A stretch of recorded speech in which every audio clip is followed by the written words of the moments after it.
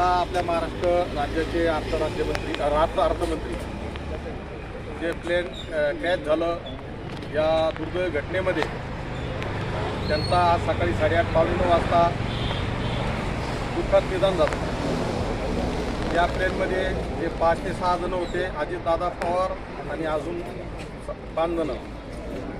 या दुर्घटनेमध्ये आम्ही आज या ठिकाणी ज्या प्रचाराच्या गाड्या आहेत ज्या थांबवलेल्या भोंग्याच्या, जी उद्या सभा होणार होती, सन्माननीय श्री खासदार कल्याण काळे साहेब यांची सभासुद्धा रद्द केलेली आहे।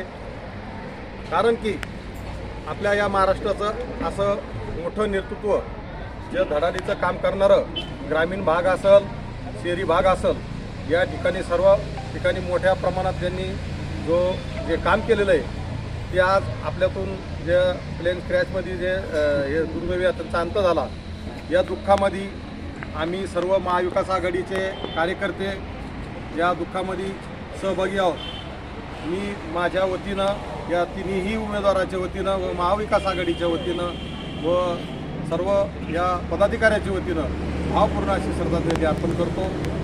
हरि ओम।